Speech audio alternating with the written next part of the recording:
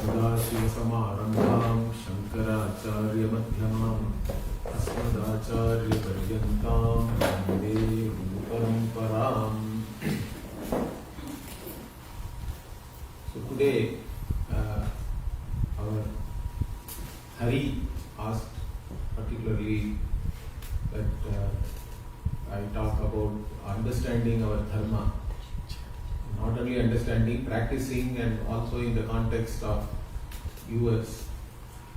So maybe before I start speaking something, maybe I should try to understand first what is your understanding of our Dharma, right? Because many people may ask you here, because we are in a land where there are so many other religious traditions are there, which are numerically at least more, right? People are there of other traditions. So they may ask you about what is your religion, what do you follow, how many gods you have, whether you have one god, you have many gods and all that. Some of them may be genuinely curious and they may ask, or some of them are trying to convert you and all that. So both kinds of ways you are I think you will be confronted with different questions, I think. So what do you understand, or what will you say if somebody asks you about your religion? Maybe you can tell.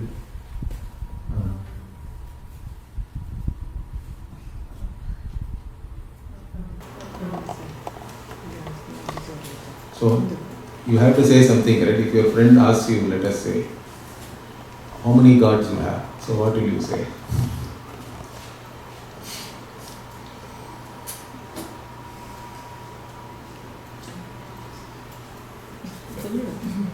Yeah, anybody else also, it's not only her, I just pointed my finger there. Moses. Moses.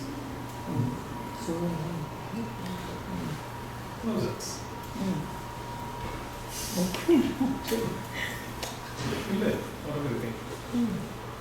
There's no way to just 33 crores? Yeah, 33 crore can be one answer. In fact, in the Vedantic Upanishad, there is one portion where the devas, how many devas are there and all, there is a question actually. And then it goes down and down, like first it is Ananta, right? It is endless actually.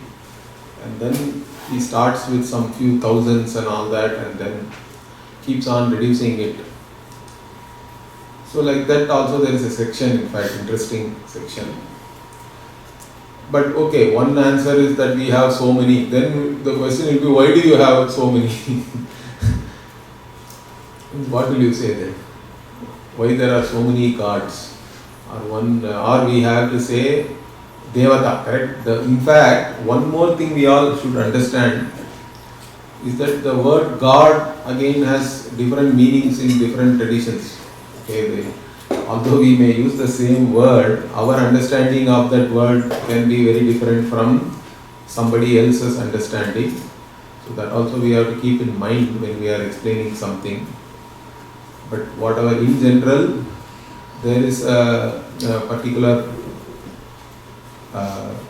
you can say, view that we have so many gods, which will be also, you can say, reinforced if you enter even our Hari's puja room here. So you can see so many pictures and so many different vigraham also, right? Small pratima and all are there, both are there actually. And so, and even puja also one may do to many devatas, correct? In the morning you start, even if you do puja, we start with Ganapati, and then maybe somebody is doing Shiva puja, somebody is doing puja to Vishnu.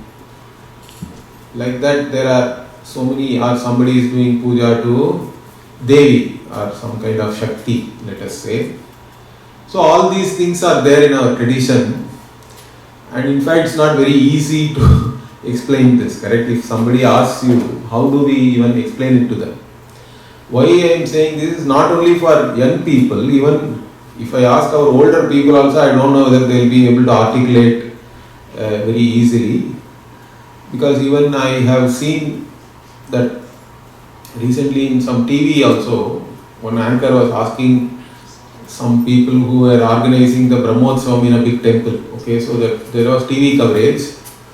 The TV anchor is asking, okay, tell us a few words about your religion. And they were not able to explain that easily. Okay, so just they said that it is a way of life.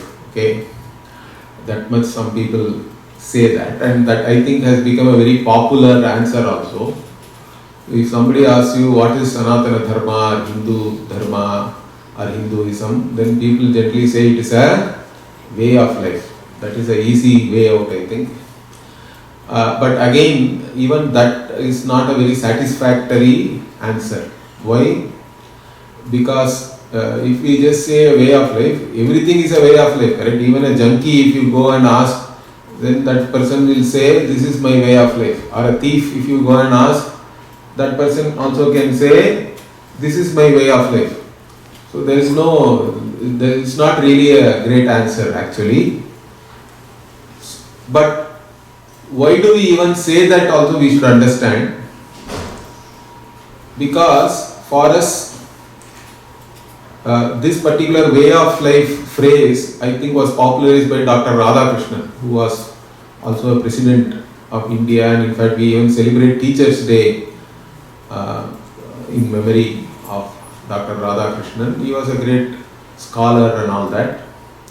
So I think he introduced this, that our traditions are a way of life, mainly to again differentiate it from other faith-based systems. Okay, that is why I think he used that, because in some religious tradition it does not matter what you do, you can do all kinds of things, and finally you say that whatever I believe in so and so means then you are absolved of everything.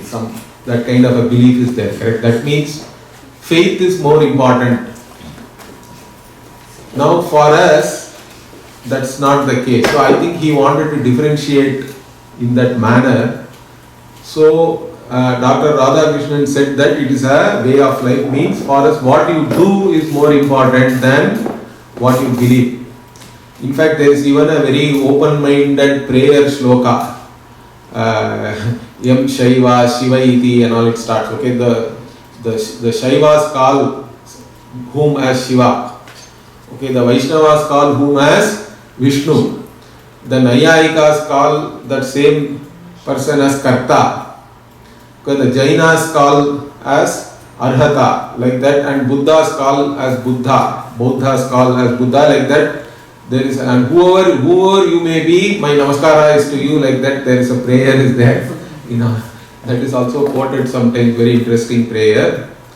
The idea being that what you believe, of course, is important, but more important is, in spite of whatever you believe, whatever you do alone is dharma for us. Understand that dharma is dependent on achara, not only on what you believe, and that alone is going to give you results in life also. That also we will try to understand. I will explain as we go forward. But the way of life phrase is basically to differentiate that we are not just a faith system or whatever you believe alone is important. It is not like that.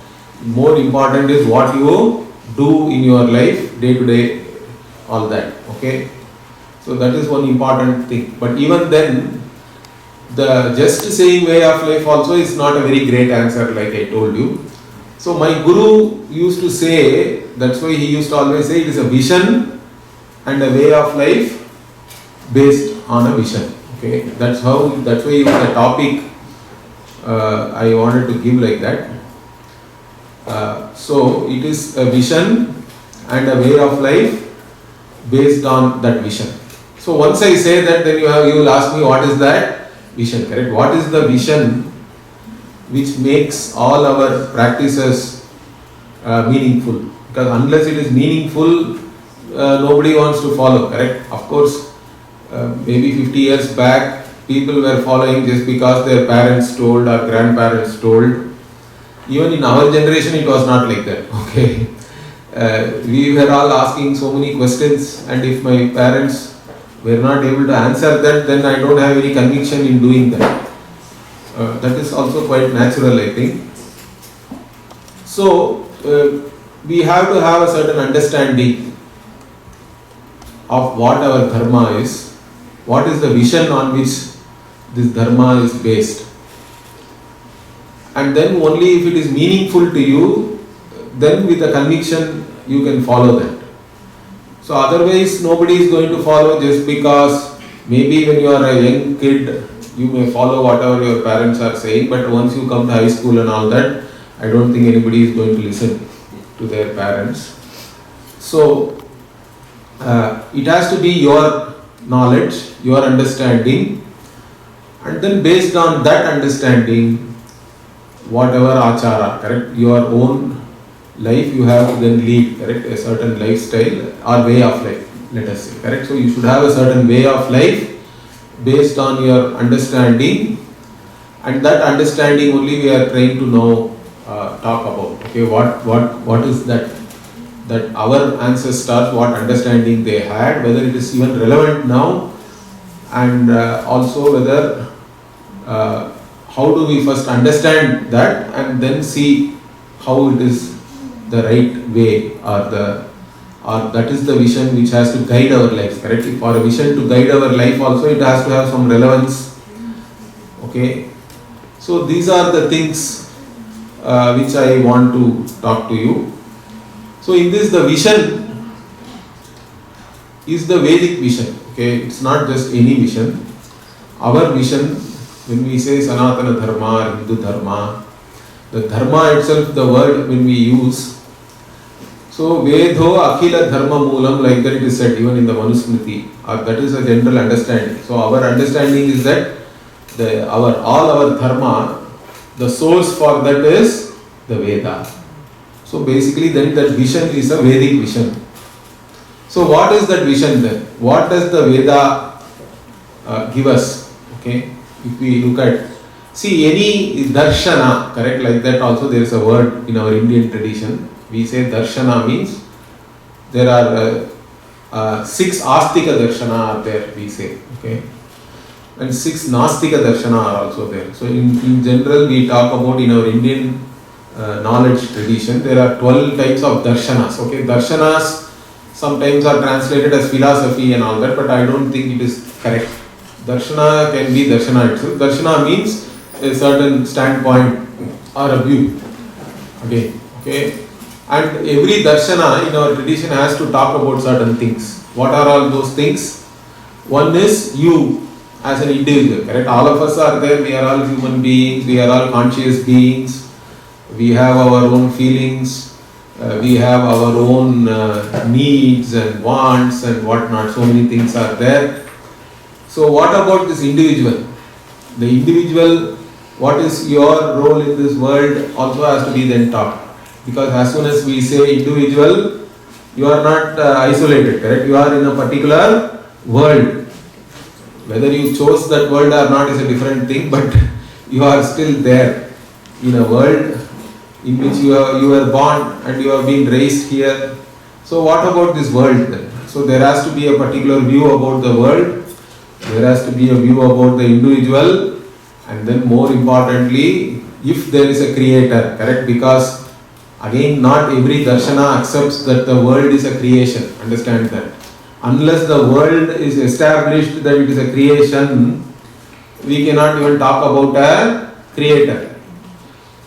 Now, there are even modern scientists have their own views about all these things, correct? So even modern science also can be considered as a darshana in a sense that the science is imposing its own views on you. Whether it is valid or not and all, we have to further think about it. But they have a view that everything is matter, and then suddenly some, I don't know how, but sometimes scientists are also humble. Many scientists are really humble in the sense that they know what they know, they also know what they do not know. So they don't want to venture into what they do not know. Some of the scientists are good that way, but there are others also who may be trying to impose their own beliefs in the cloak of science and all that. But anyway, the scientists also have their own limitations, understand that. Because sometimes I feel that people are carried away by the word scientific, and they think that just by putting an adjective scientific, everything becomes valid.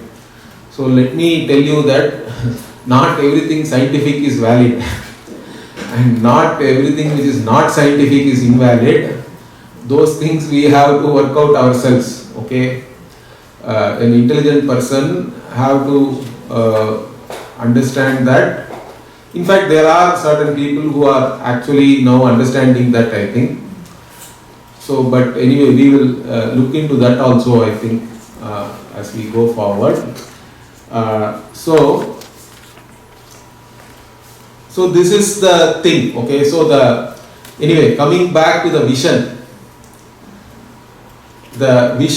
of the Veda with reference to you, with reference to the world, and with reference to the Creator. That's what first we have to understand. Okay, that's what I want to tell you now.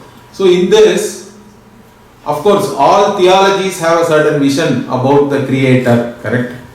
So any theology talks about God as a creator, let us say. But then the most theologies say that some Father in heaven has created this world, correct? Or God in heaven created this world. Means God is sitting somewhere else. World is now like some, I don't know, it's like some chapati or whatever. It is now separate, correct? In general, the one who makes the chapati is not the same as the chapati or let us take a potter. Okay, potter is there and a pot is there, means they both are separate. So now is this like that? Okay, you can have a question, correct? When we say God as a creator, assuming the world is a creation, okay, that itself cannot be established logically, understand that? Nobody can establish that this world is a creation. So somebody can say that world was always like this. So why do you need a creator then? You don't need a creator or anybody. But again, we see that certain things are always changing and things go into an undifferentiated state and again they differentiate. So there is a cycle and all that. Within the creation also we see there are cycles of creation, sustenance and resolution or destruction and all that. So it is reasonable to extrapolate that to the entire universe also. And one view, even scientifically, is that they talk about a Big Bang and all that, correct? So there is a Big Bang, means before Big Bang what was there? Means the scientists and all, they say that there was some kind of a what they call is the unitary principle or whatever, correct? They also talk about some kind of it was like all the whatever matter went into that and all that. Okay, so there is a particular state from which everything, then there was a Big Bang and then the whole universe started and all that. There is a theory like that, in fact, which may be even popular now, I think. But anyway, so assuming that, but they say that the Big Bang generally happened just like that. So did it happen randomly or it is happening under the control of some being? That's what we are also talking about here. So when we look at that, again that being itself, what is the nature of that being? If at all there is a creator like that. So most theologies say that creator is somewhere sitting, this world is separate, we are all separate, and then you have to go there. Okay, that is your goal. And to go there you have to believe somebody will take you there. So if you believe in somebody, you will go there. Otherwise they will give you a fear. What is the fear? If you don't follow me, you will be burning in hell and all that. So that is the contrast. So one side you frighten the people, another side you want whatever people to follow you. Now this kind of a theology is there all over. Okay, it's not only in US, let me tell you. In different tradition, even in Indian tradition also, this kind of a theology is there. I won't say it is not there, although it is not the majority view, but there are people who talk like that. So that is one view, but again I won't say that is the real Vedic view. So what is the Vedic view is that before we go there, this view itself is a problematic view because it is somewhat illogical. Why? Because if you say that Father in heaven or God in heaven created, then who created the heaven? You will ask. You are all intelligent people, correct? Then they have to say something. Nobody created heaven means that will also become a problem then. Or you say no, God only created heaven, you have to say, correct? Then you will ask, where was God before heaven was created? Means that becomes a problem. You cannot say hell. God will not be very intelligent if he created hell for himself. Human beings can do that, but God cannot do that. So like this, if you keep on asking some questions, they don't have any answer really. They will just say, shut up and believe in me. So that is why it is a faith system. You understand that? They are having a certain faith, and they even say that the faith should, even if it is illogical, you should have faith. That is the kind of faith some traditions are talking about. I want to distinguish our tradition from that. We do not say that. Is that clear? We say that if something is illogical or is against established knowledge, we cannot accept it even if the Veda says that. Okay, that is what Adi Shankara in his commentary in the Gita Bhashya also he says that even if 100 Vedic statements are there that fire is cold, if Veda says that fire is cold, I cannot accept it, he says. He says very clearly that whatever the Veda is revealing to us, it cannot go against any established knowledge. Okay, that we are very clear. That means whatever our view, the Vedic vision cannot be illogical or against logic or against established knowledge, including scientific knowledge, whatever we have today. Okay, but understand it can be beyond all these things. Okay, that is the other point which we have to understand. So this Vedic simplistic view that some God is sitting somewhere and then created all these things is a very, very juvenile view, I think, which can be easily, if you ask a few questions, they don't have any answers really in that. But the Vedic view, what is the view then? Because whenever we talk about a creation or an effect or whatever, something is newly created, there is a creator is only the intelligent cause, we say. Because whenever there is an effect, cause and effect we talk about, we say that there has to be an intelligent cause. Because somebody should know about something, the potter should know about the pot, then only you can make the pot. Should have the skills to create the pot. That is one cause. But potter alone is there, also pot you will not get, correct? You have to have the material, potter should be there, clay also has to be there, then only you can create something. Now that is called the material cause or upadana karanam we say in Sanskritam. So there is a nimitta karanam which is the intelligent cause, or we can simply say maker.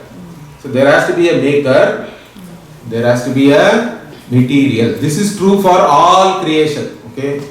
Now even if we take the entire world as a creation, once we understand that there has to be a maker and a material, then what is that material then?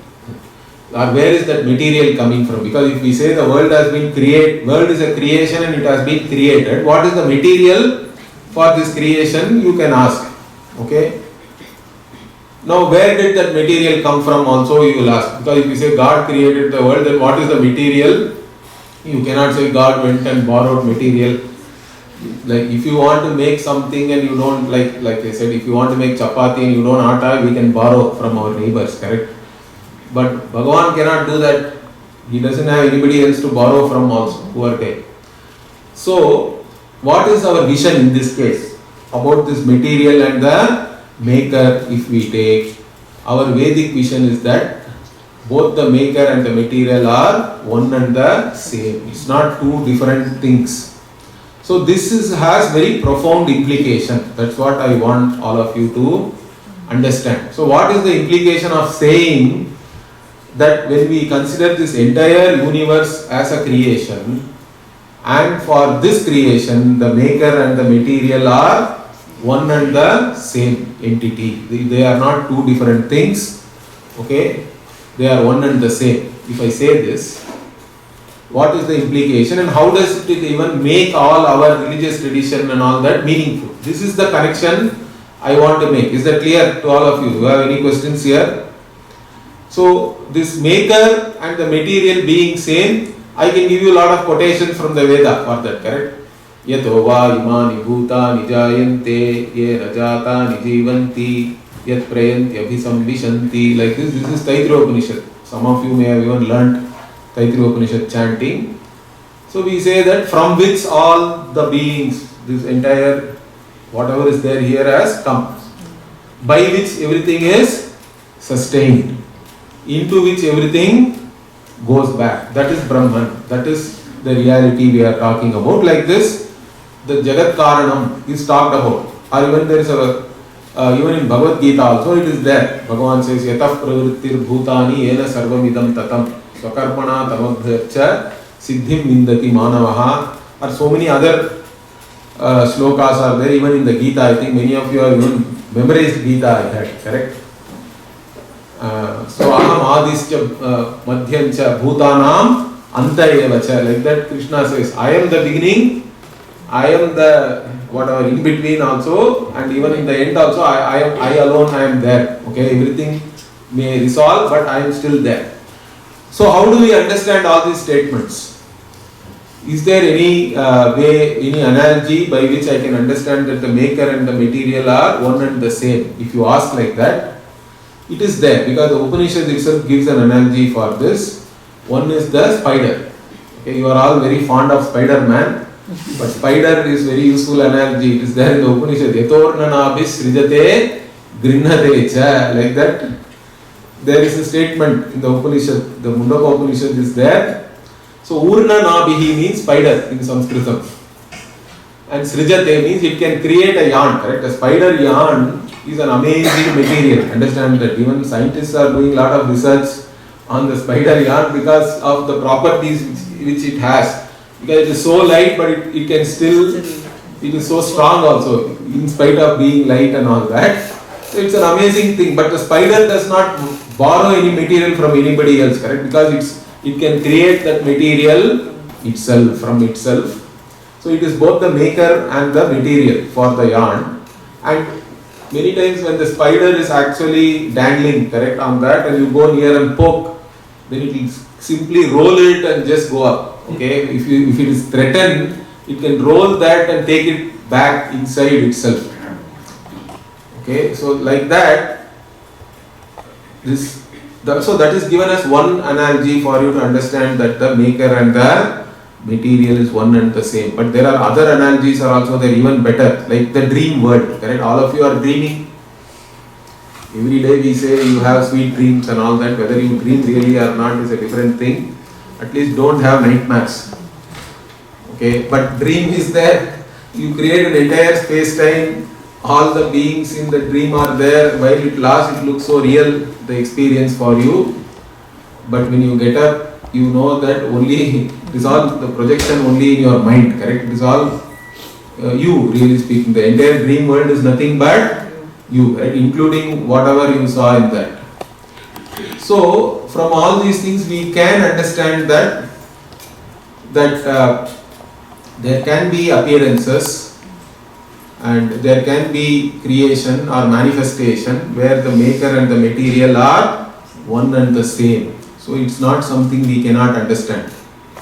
But something more also I want all of you to understand.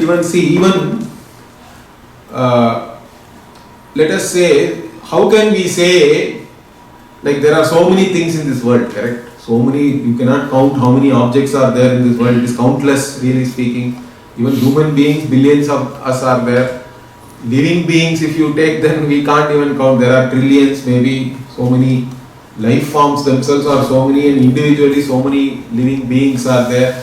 And then non-living things also, whatever, are there. So all these things, so many are there. How can you say that all this is only one? Right? This is a valid question. How you can say that all these things are only have come from one entity, or it is all one? Of course, the dream example answers this also in a way. But even let us forget the dream. See, what is the current scientific understanding? Current scientific understanding is everything here you can reduce it to molecules. Okay, whatever is there, this entire room, human beings are there, this wall is there, this wood is there. Now everything can be reduced to some molecules, they say. Okay, fine. But what about molecules? Molecules also they reduce it to some atoms. Then atom also they reduce it to some subatomic particles, you can say, proton, neutron and all that. Even that they further reduce it to some fundamental particles and all that. Only few are there, 2-3 are there. Okay, the quarks and all that they talk about. The current standard model and all, if you read in physics, they have a certain understanding that they reduce everything to only a few things. Then how all these things are there now differently? That is a question, correct still. Because if you say only everything can be reduced to only 2 or 3 entities or particles, how all of them have now become so many different human beings, so many different non-living things, etc. means there is no answer really. Understand that.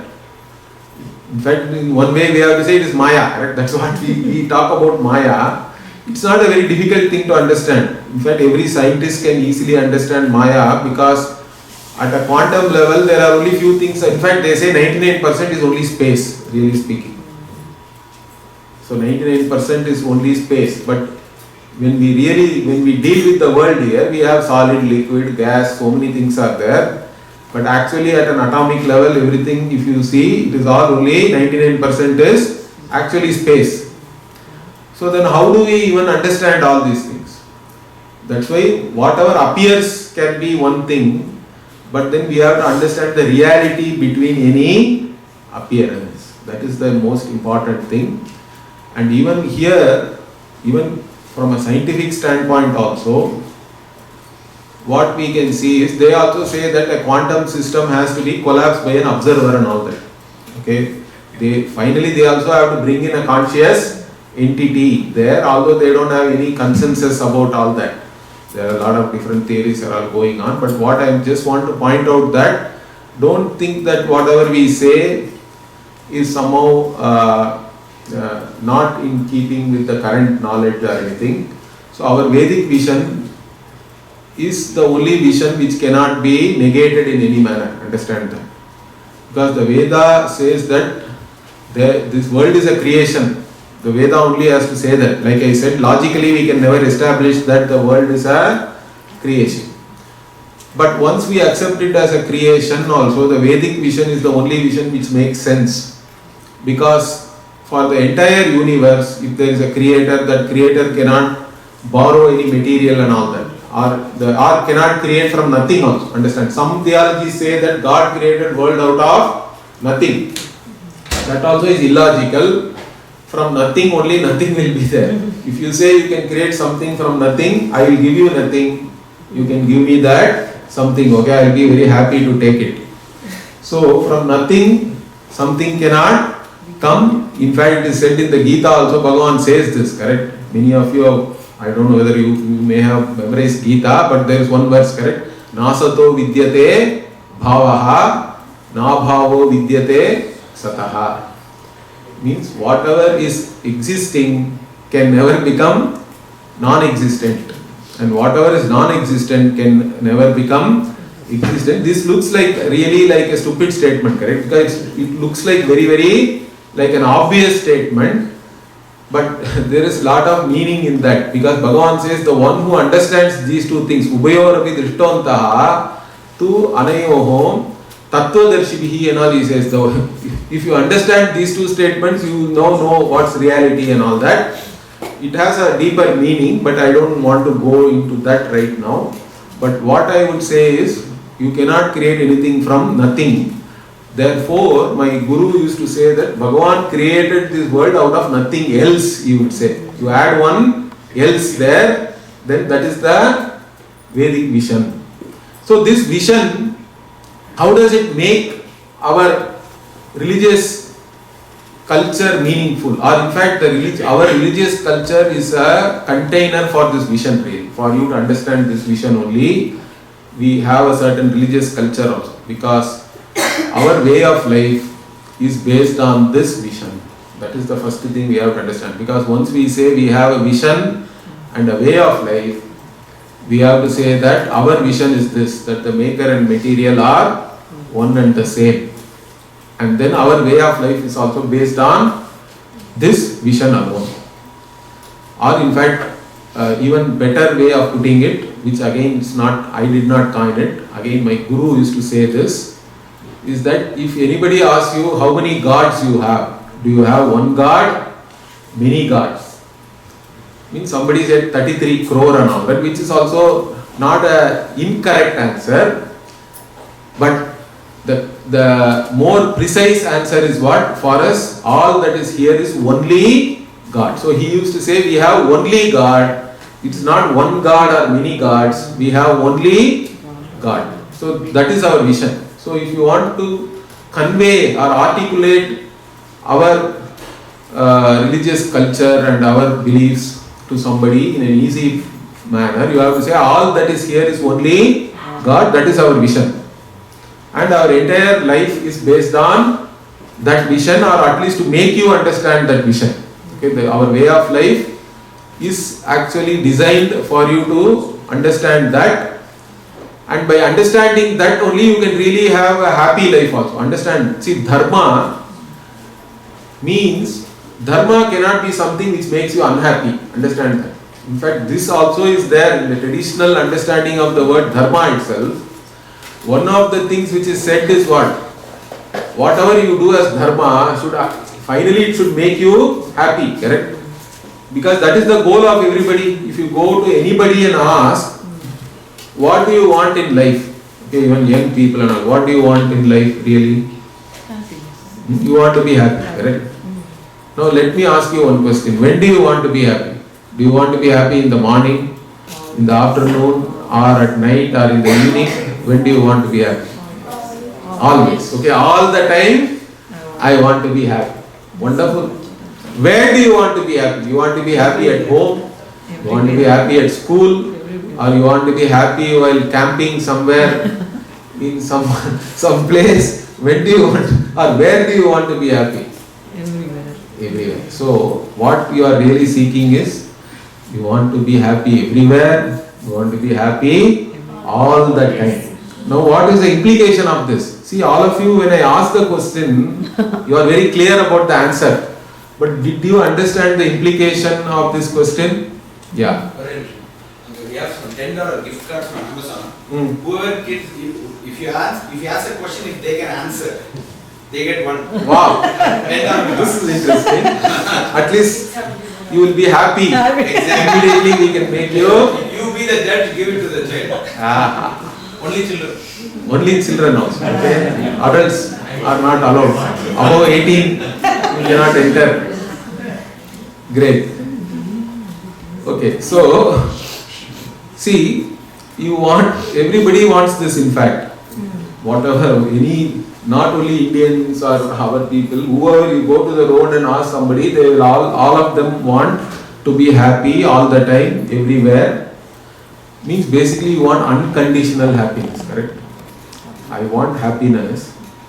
It should not be qualified or conditioned by anything, or anything should not affect it. That's what we really want. But whether you get it or not is a different thing, correct? But still you want something which is unconditional, but you are searching for it in some limited thing. That is the tragedy of human life. But that is a different thing. We will come to that. But so, since everybody wants happiness, our ancestors also understood this, correct? They said Dharma, if you lead a life of Dharma, you should at least never be unhappy. Is that clear? Whatever makes you happy alone can be Dharma. But whatever you think will make you happy may not be always Dharma. That also you have to understand. So there are nuances in this. But I want to make you understand this point.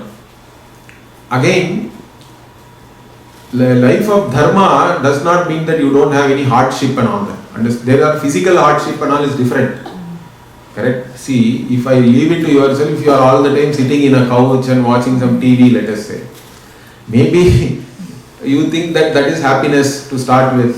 But if you lead a life like that for some 10 years, eating junk food and all that, you are only sitting in your couch, then you will not be happy. At some point in time, you are not going to have good health. So it is going to reflect, correct? And you may get bored also. How long will you be sitting in a couch watching how much TV shows you can watch also. It's not going to make you really happy. So there are certain things in the short term, it may look like it may make you happy, but really it is not really making you happy. This is what, in fact, in the Gita also it comes. If you go to the 18th chapter of the Gita, Yadagre, Yadagre Vishamiva is later on it comes. Okay, Pariname Vritopamam, Tatsukam Satvikam Proktam, like that is there.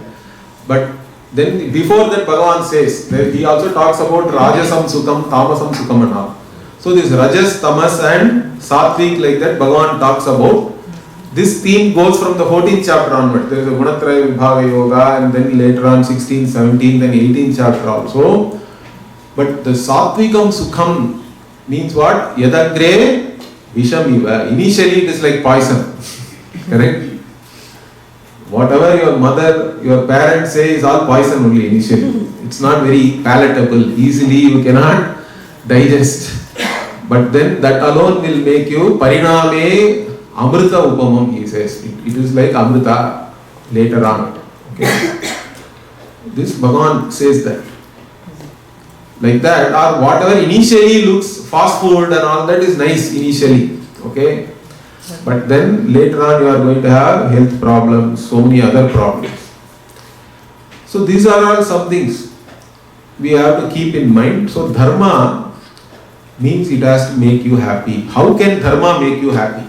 Let me also talk about that. This is a very important point, I think, particularly youngsters have to understand. Because, so let me ask one question to you, okay? So what do you think is success in your life? What is success according to you? Tell me. Having like money and like a good life. What is a good life? It's because the good life and all is a very vague term, correct? Not just money, but also like people, like things around you that like. Okay, so many others are also raising their hand. Come on, yeah, I like it. Tell me, yeah. Making a positive impact for you and others. Okay, positive impact for you and others. Fine, then what else? He wants to say something, yes. Tell. Have like a good job and a good family. You want to have a good job and good family. Okay. Tell me, yeah. I want to achieve my goals and make a lot of money. Make a lot of money. So a lot of you are after money. It's not bad. Yeah, good. Yeah. I mean, trying to get out of the duality of happiness and. Okay, so he is going more deeper. Who else? Yeah, tell me. Yeah. Having reaching a balance between like personal life and work. So like where you can still spend time with family, but you can still have the time to work and be successful in the job itself. Wonderful. Okay, so now let me say in a see, all of you have certain likes and dislikes, I can say, correct? You like some kind of a life. It may not be the same for everybody, but then you think that by achieving whatever you like, you are successful. Is that clear? That is the general understanding of most of the people here. So whatever I like, I want that. Whatever I dislike, I don't want it. And likes and dislikes vary. That's how we are all different personalities, correct? My personality itself is defined by what I like and what I dislike. I may like idli dosa in the morning. You may like some cereal and all that, which I don't really mind, but anyway. So, like this, personally also we have lots of likes and dislikes. And certain likes and dislikes are even more pronounced in the sense that if you think that without fulfilling those likes and dislikes, I cannot be happy. Is that clear? Some things are all okay. Even if I get cereal in the morning, I am not going to cry about that. I will still eat it if I am hungry. But I may prefer having idli, sambar or whatever. That's a different thing because that's how I grew up also. It all depends on how you grew up, where you grew up, etc. But then there are some other things where I have an idea that if I do not have this, I cannot be happy. Or if I have this, I cannot be happy. That is also a bigger problem, correct? Many times you are having things which you do not really want, but it is there, like mosquitoes are there, correct? Nobody is happy with, I don't know, at least in US mosquito is not such a big problem, I think, unless you go for some camping and all that. But when I used to grow up, mosquitoes were a big problem. Particularly some kind of mosquitoes, they will always be near your ear. They won't let you sleep at night. Okay? They are making noise right near your ear and it is very irritating. Correct? What do you do? In fact, with mosquitoes, the only thing you can do is you have to hide inside a net. Correct? All other animals we catch with a net. But with mosquito, you have to go and hide into the net. We used to do that actually. Okay. Anyway, so here, fulfilling my likes and dislikes is a valid pursuit in life. I won't say you should not try that. But the only problem with that is I want to see is, let us say you go to the most successful person in this world, okay, as a thought experiment, or you can ask your own parents. They are all older than you, correct? You can ask them how many likes and dislikes in your entire life you fulfilled. Can you go and ask? You can ask your parents or your elders, your grandparents or your school teachers or whomever you think is a very successful person. Also you can ask. So if they audit their own life, they will all say that I did not even fulfill some 5%. I don't know, it may be like a basketball average, I think, correct? No, baseball average. In baseball, at least cricket average is much better, correct? You have 30, 40, 50. In baseball it is all 0.2 or something, it is all in decimal. So it will be like baseball average, not very encouraging. So from this what do we learn is that you are actually setting yourself up for failure. It's clear by the very definition of the success, the way you define it only, you are setting yourself up for failure. Why? And this is also true, correct? Because many people whom you think are very, very successful, you go and talk to them, they will say that whatever you think is a big accomplishment and all does not really mean anything to them. In fact, I think Jim Carrey or some actor even said that I wish all of you all success. Okay, whatever you want, let all of you be successful and get all that whatever you want. And then I know that you will find out none of that really matters. Okay, I think he made some statement like that. You can go and search Google and tell me also exactly what it is. I don't really remember that statement exactly, but this is something like this. He is supposed to have said that. But generally you think that Hollywood actor means he is some kind of like big guy, correct?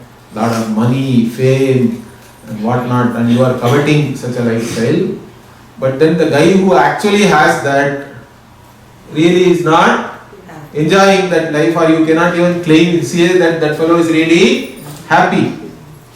So from that we have to learn something, correct? If you are intelligent, not only should you learn from your own experiences, but we have to also learn from others' experience. Then only we are really intelligent. Okay? So, that's why what does our tradition say is siddhi or success. Because being happy is the pursuit for everybody, but you think that by fulfilling all your likes and dislikes only you can be happy.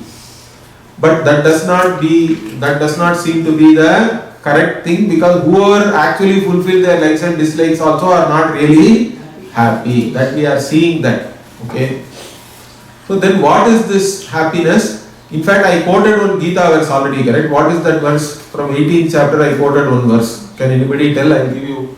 So I have to know, finish off all these things. So what was the Gita verse I quoted some time back? From the 18th chapter, which talked about success. Anybody remembers? Yatah pravrittir bhutanam yena sarvamidam tatam. Swakarmana tamabhyarchya siddhim vindati manavaha. So this is the verse where Bhagavan is talking about siddhi. Siddhi means really success. Okay, you can translate siddhi as success. Means manavaha siddhim vindati. Human beings gain success. How? Swakarmana tamabhyarchya. By worshipping the Lord, by doing one's own duty. Swakarma here is doing your own duties. And what kind of, and whom you are worshipping? From whom everything has come. Yatah pravritir bhutanam. All the beings, from whom all the beings have come. By whom everything is pervaded. That Lord I worship by doing my own duties, and by that I become successful. Now this is the vision given in the Gita. This one verse alone is enough. In fact, you forget every other verse in Gita. This one verse, if you understand correctly, and then you can practice in your life whatever is said in that one verse, you will be successful and you will be happy. Okay? Why do I say that, or how can I say that? Because even when I translate this verse, it is not very obvious, correct? What Bhagavan is saying here, really. So, in this, for this only, we have to understand that the human life, there are two sets of things are there. The human life itself is impelled by two different sets of things, let us say. One is your own likes and dislikes, correct? Because you want to do many things based on your own likes and dislikes. That is fine. But then there is also another set which is right and wrong. So there is also something called right and wrong. Now even all of you children also know what is right and wrong. So don't tell me that I did not know what is wrong, that's why I did and all. You can give excuse like that, and your parents are really normally kind, okay, they may also accept it. But in reality, ignorance is not a defense. Okay, even once you have become older, even if you have some problem, if you go to the court, the judge will not accept. If you say, I did not know what is the law in Texas, so I did this, means that's not a defense, correct? Ignorance is not a defense in the court of law also. Even here also, none of you are really ignorant. Why? Because we all commonly sense certain things. Okay? What are all the things we commonly sense, let us say? So I say that everybody is 50% dharmic at least. Okay? Everybody is 50% dharmic. Why do I say that? Can anybody tell me? Why do I say that everybody is 50%? Like even a clock is there, at least even a broken clock is correct 2 times a day, correct? Like that, everybody is Half correct. Half they do the right things. Not do. See, what others should do to you, you are all very clear, correct? Others should always tell the truth. They have to say that also in a nice manner. Sweetly they have to talk. Okay, they should not threaten me, or they should not physically also nobody should be violent. Everybody should have non-violence. All in this with reference to others, how they should behave towards you, you are all 100% clear. Is that correct? That means you are 50% dharmic, because with reference to others' behavior, you know what is right. Correct? That all of you agree? Then the next part is the more difficult part. What a child does not really understand other than its own whatever needs or likes. Child doesn't understand, even the parents also have likes and dislikes. Other children also have likes and dislikes. Really a small child does not know that. But you are no more a child, correct? As you grow up, what does growing up mean? It is not just physical growth, correct? But emotionally and also intellectually, when you grow, what do you understand? Others also have likes and dislikes, correct? Others are also like me. That means, if I want others to behave in a certain way towards me, I know very well that others also have the same expectations, correct? Whatever expectation you have from others, all others have the same expectation from me. Means this itself becomes a common matrix of values for us. That is what we call Samanya Dharma. So when we talk about Dharma, Dharma as a moral order, if we take, nobody needs to teach you, understand that. Nobody has to give you any commandment and all that. Without giving any commandment, we all commonly sense what is right and what is wrong, because you all know what others should do to you. What is right behavior towards you, you are 100% clear. And you are also clear what the other person also wants. This itself, then that means what? That's why we say ahimsa, satyam. All these things are all samanya dharma. That is truthfulness, non-violence. These are all samanya dharma.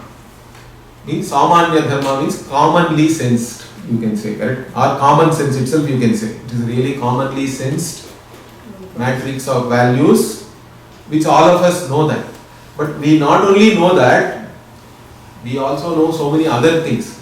So in our tradition we also have a Vishesha Dharma. There is a Samanya Dharma, there is a Vishesha Dharma. What is Vishesha Dharma? Vishesha Dharma is that all of us have so many roles in life, correct?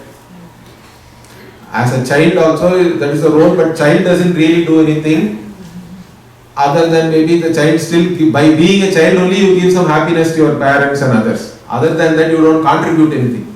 But as you grow up, understand, growing up means what? Your contributions are increasing. Is that clear? So my Guruji used to say, when do you really become an adult?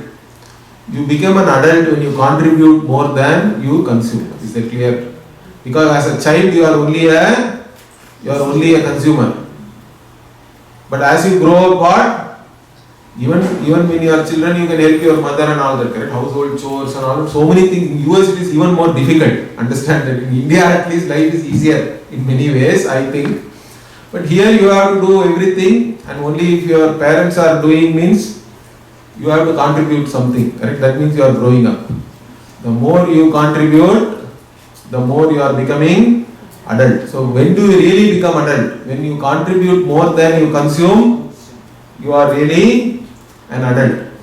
But anyway, the point here is, as you grow up, then you also understand your roles. That I am a child, but even a child has certain duties towards their parents. Or you go to school, means you become a student, correct? You have the role of a student. Now what is the duty? Once I say a role, all roles are coming with some duties. Is that clear or not? Yes. Clear to you, correct? Every role which you play has also a duty. That is the Swakarma. Bhagavan talks about Swakarma, correct? Means you have to do your duties. But what is the problem in doing your duties? Where does the problem? Where is the problem in doing your duties? Or what problem you face normally? Huh? So you have to do something, but you don't like to do that. Is that correct? Because duty means that which has to be done. Correct? Duty means kartavya. Even in Sanskritam we say kartavyam means what? Kartavyam means that which has to be done. That which has to be done means in spite of your likes and dislikes. Is that clear or not? Yes. Whatever is to be done in spite of your likes and dislikes is what is called duty. Is it clear, all of you? Yeah. But are you able to do it or not? When you, but your like, although I say very easily in spite of your likes and dislikes, but the likes and dislikes are always a problem with reference to your duties. Correct? That is the human problem, in fact. Not only for children, it is for everybody. Correct? The human conflict itself. In the Gita, it is very simply, Bhagavan sees it as only the conflict between your duties and your own likes and dislikes. Now, when do you become successful according to Bhagavan? What does he say? He says, Swakarmana tamabhyarcha, not swaragadveshaya, swakarmana. So whatever you are supposed to do, by doing that, again means you are doing it in spite of your likes and dislikes. That is what you have to do, and that itself is a worship for us. How can that become a worship? No, these are all questions, correct? Again, I have to tie it up with the original vision also. I said Bhagavan, everything is Bhagavan here, correct? All that is here is a manifestation of one Bhagavan only. Whatever, even though we may see different things here, different human beings, it is like even in a dream you see so many sentient beings, but all of them are nothing but your own mind, correct? It is your own consciousness. So like that, here there are so many things are there, so many objects are there, sentient, insentient, everything is one. Now this vision we have to tie it to your, by doing the duty, why do you feel happy? Or how do you become successful? It's all tied up. That is the beauty of our tradition. So how do we tie it up all? Anyway, first we understand that, like I said, we all sense what is right and what is wrong, and there is likes and dislikes. Let us say, if your like and what is right aligns, then how is your life? Tell me. Very easy, correct? There is no conflict.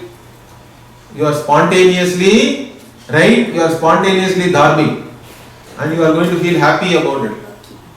There is no conflict also. You do whatever is to be done, but that's what you really like.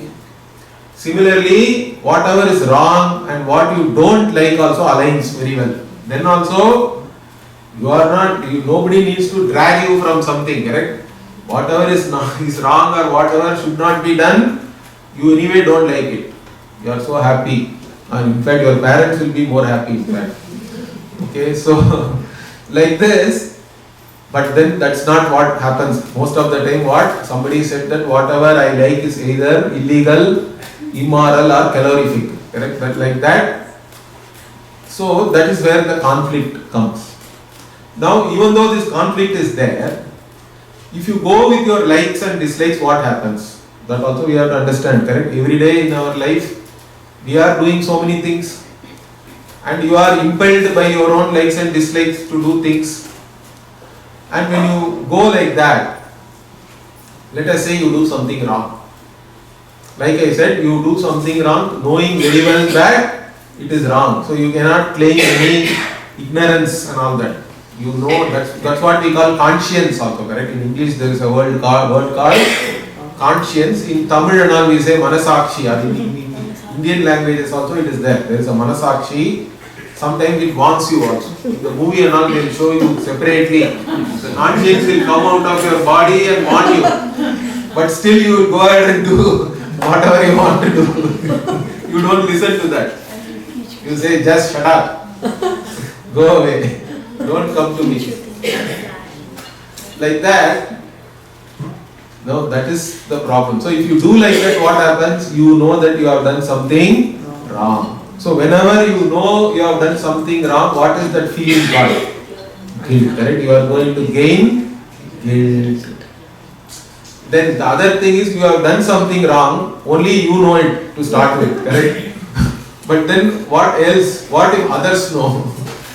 Means there is fear, correct? There is fear that somebody else may find out, they will punish, my teacher will know, my parents will know, they are going to shout at me, all these things. So basically, if you go with your likes and dislikes and do something wrong, you may gain whatever you want to, correct? I am not denying that. Even there is no guarantee, let us say. But you are definitely going to have guilt and fear. That is one side. Now let us say you do something right even though you don't like it. Okay, but there is a lot of willpower is required. You have to fight with yourself. But you fight with yourself and do the right thing, let us say. Then what kind of feeling you will have? Tell me. What is the feeling? You feel good about yourself, correct? Because I did something right. I did the right thing.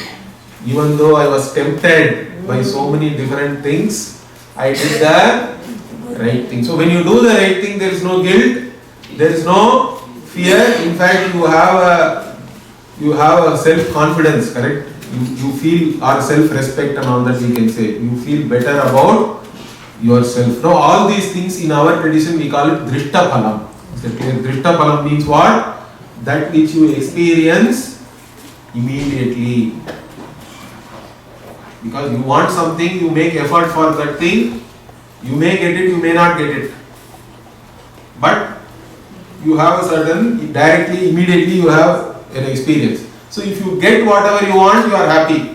Sometimes you get more than what you wanted also, correct? Or what you expected.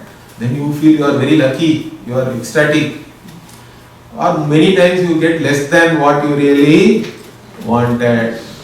Then okay, that's how life is, correct?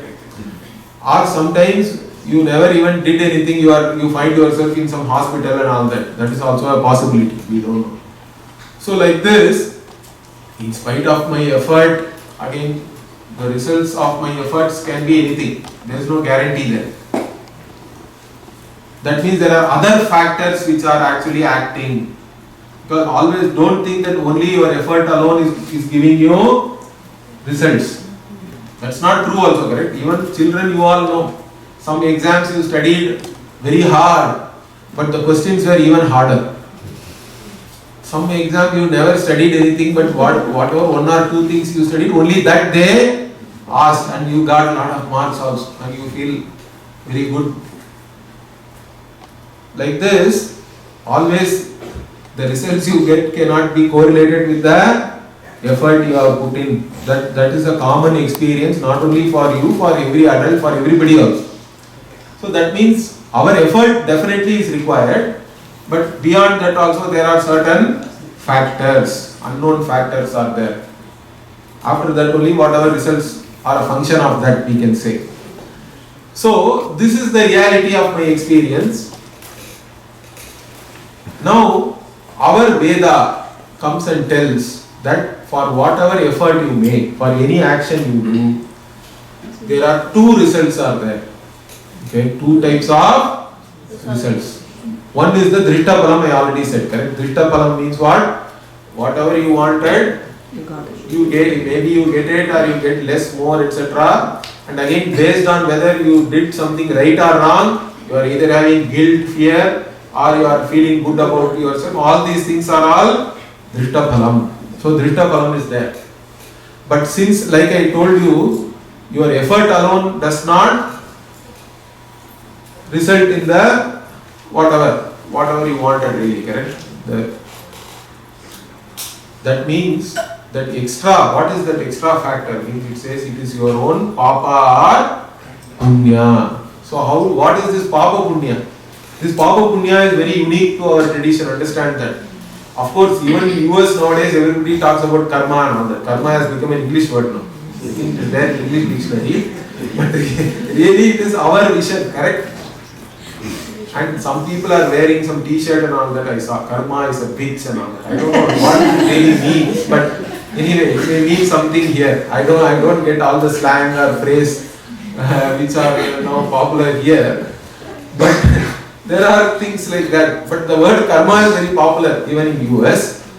But karma really is what? This papa punya only is called as karma. Because in any language, a word can be used, see, karma means action really, but a word can also mean the result of that action. Is it clear? So karma can mean action or it can mean the results of action. So when we say karma, like in the popular parlance, karma really there is the result of the action which is papa and punya. And how do we get this papa punya? Means if you do something right, you get punyam. Is that clear? Other than that drishta phalam, you are also getting punyam additionally. That is the second type of result I told you. Similarly, if you do something wrong, you are also gaining papam. Now this punya and papa are also called adrishta, correct? Adrishta phalam. Now what is the meaning of adrishta? Can anybody tell me? How do you translate it into English, adrishta? Huh? Luck. So she said luck. See, that is the wrong translation. Okay? Luck, it is not really luck. This adrishta word is there in all our Indian languages. Literally it means unseen. Okay, drishtam means seen. That all of you will know, I think, correct? Darshanam and all is also from that only. Drishta means whatever is seen. Drishta palam means immediately you have seen, you have experienced. Adrishtam means you cannot see it. That doesn't mean it is luck. Understand it? Because luck means it is random, it is chance. We are not saying it is random. Whatever you are going through in your life also is your own papa and punya. It is your own making. Is that clear? You cannot blame anybody. If you are a Sanatana Dharmi, you cannot blame anybody, not even Bhagavan. Because it is your own papa and punya only you are facing every day, we say. Why? Because you are gaining that also. Whenever you do something right, you are gaining punya. Whenever you do something wrong, you are gaining papa. And then what do we say? How does this papa and punya affect you? Means punya will fructify as pleasant, desirable experiences for you. Papa will fructify as unpleasant, undesirable experiences. Now you can ask, what is the proof for this? If there is no proof, understand this. There is no microscope and all, you cannot see, okay, here, whether how much papa, punya is there, we cannot see with microscope and telescope and all that. It is a belief, but it is a believable belief, understand that. Why? Because it goes along with my life experience, correct? Like I told you already, in my life, whatever I get is not always a function of my effort alone, correct? There is something more. So sometimes you feel that I am putting lot of effort, but nothing is happening. Or sometimes you think that, no, I am just enjoying myself and still I am getting all the things or more than whatever I want. So that is why we say that this papa punya is a very important factor in your day-to-day life also. Every day we are undergoing something pleasant or something unpleasant, correct? Even one peanut is good enough to spoil your whole day. Normally I like these peanuts, correct? In US you get good peanuts, but there are some bad peanuts in that. And it's not very easy to spot. Only after you bite it, you know that I shouldn't have done this, right? It spoils the whole mouth, and for the next half a day also it is still there. It is lingering somewhere in your mouth. Like that, one bad peanut can make or break your day. Like that. So you cannot blame anybody also for that. Correct?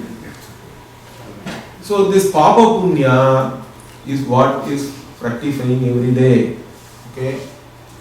And once you accept papa punya is there, then all papa punya also cannot fructify in this life, correct? Because you are gaining lot of papa punya. So if you have studied accounts, correct? All of you, some of you may be already studying accountancy and all that. In accountancy, what do you do?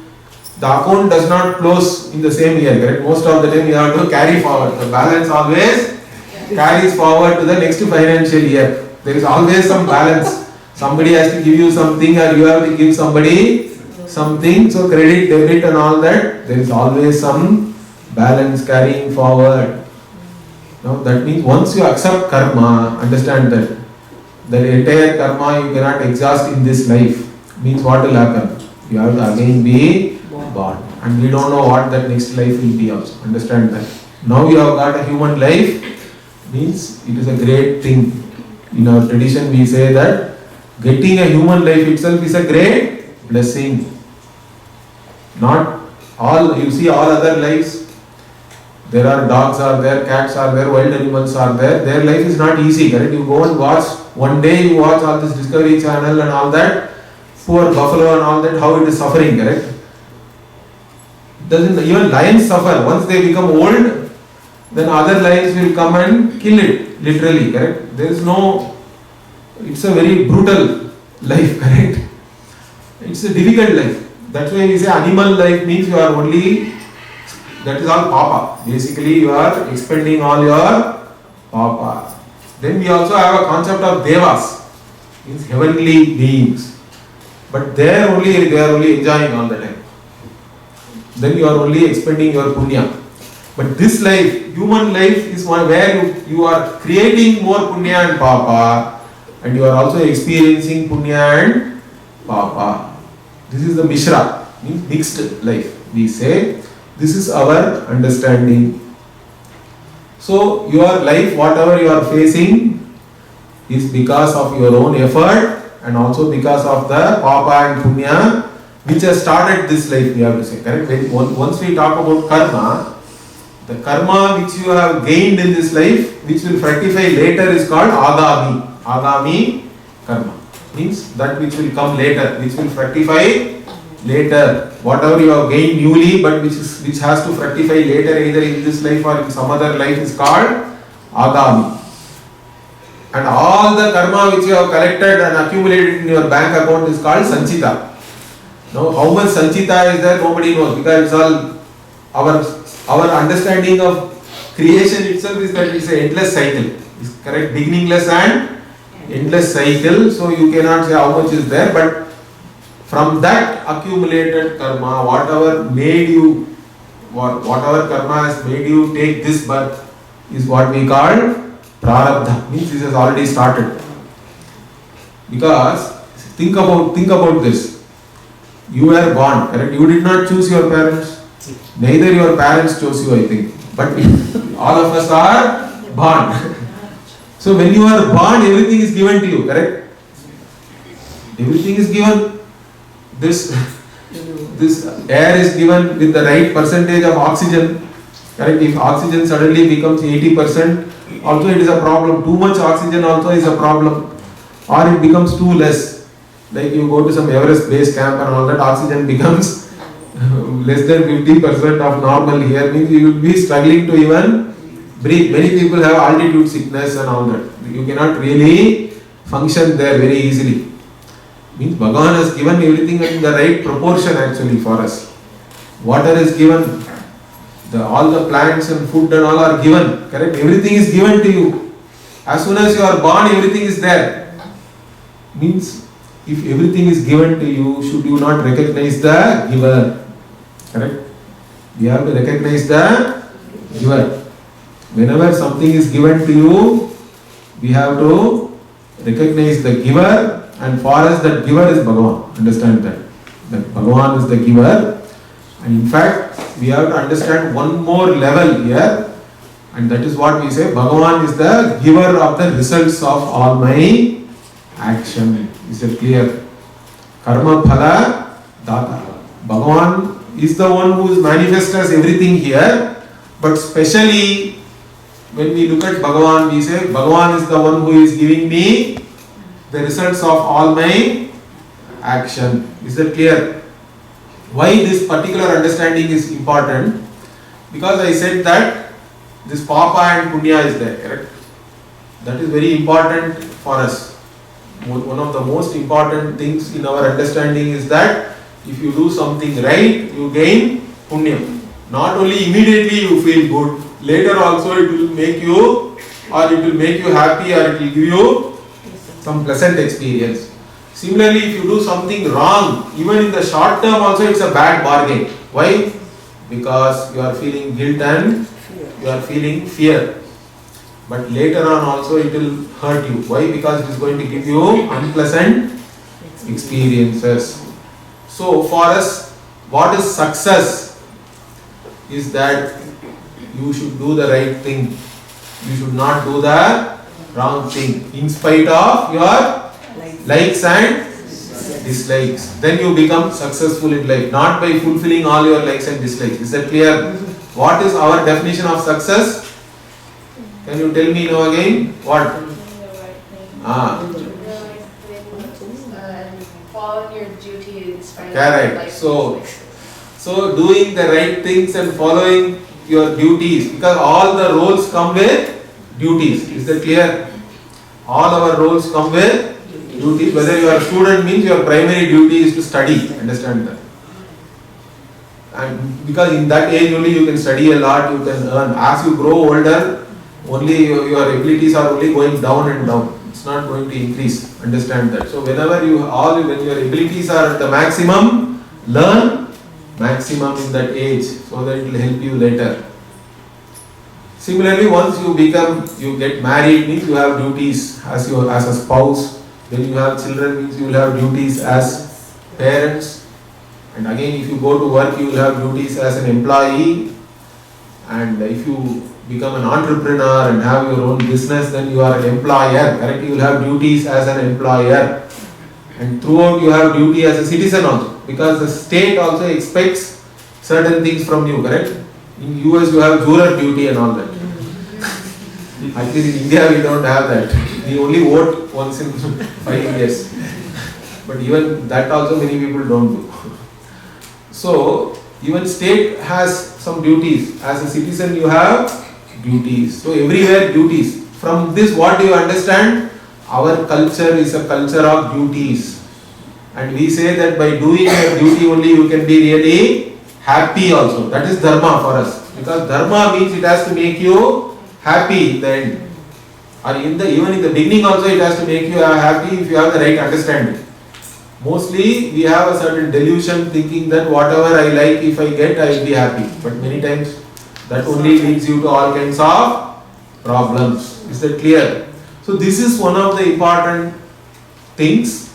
Now, since you understand this papa and punya, now our religious life also comes into the picture. Because how do I now take care of my papa and enhance my punya? Because even in my life, every day I know that something unpleasant can happen. There is always a potential for something unpleasant to happen. And this prarabdha karma, like we say, the karma which has started this life, is like, in the tradition we say, it is like the mukta issue. Means what? It is like an arrow which has already left the bow. Or it is like a missile which has left the launcher. Let us say, nowadays it is a better example. Now if a missile has left the launcher, how do you take care of it? Can you do anything? Why? You can't do anything? Huh? What people are doing? If some rocket is fired means? The other rocket. There is something, there are rocket defense and all is there, right? Missile defense. You can fire another missile and intercept the original missile. Correct? Is it there or not? Have you heard about that? Yes. It is there, correct? Yeah. So even though the arrow has left the bow, you can let another arrow faster, and then what? You can actually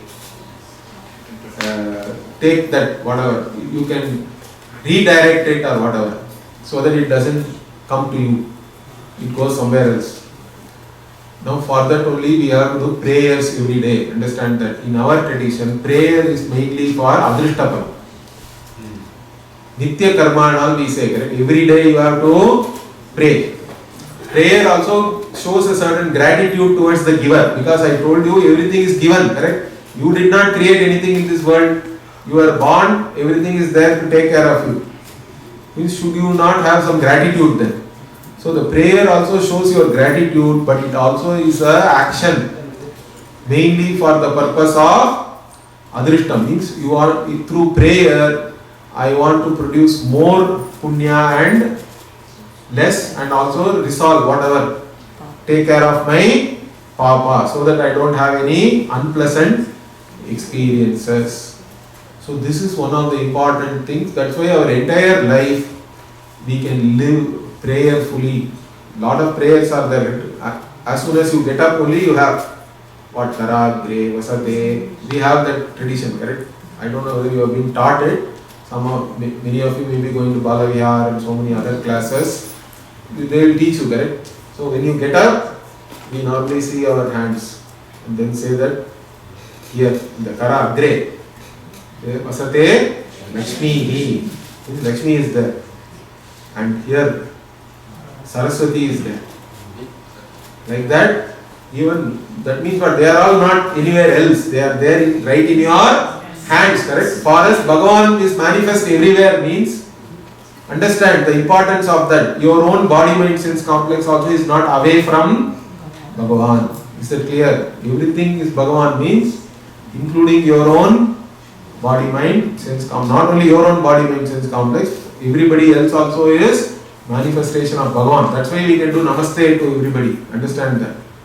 When we are doing Namaste, you are doing Namaste to the Bhagavan also who is there in the other person.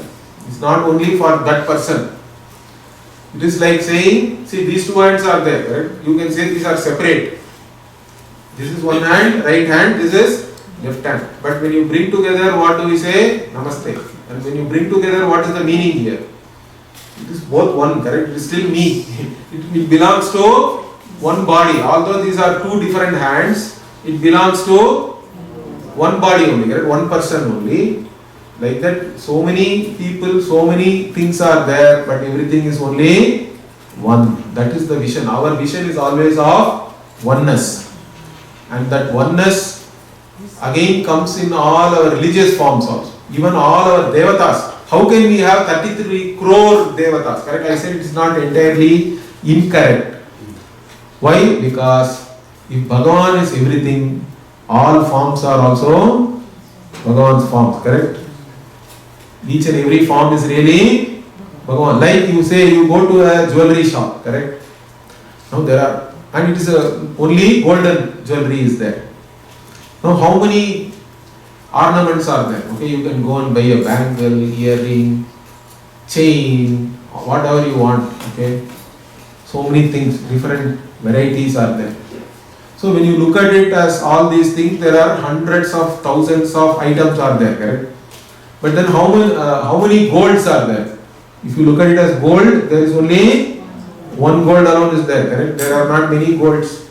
It is all only gold. If you look at the name and form, hundreds are there.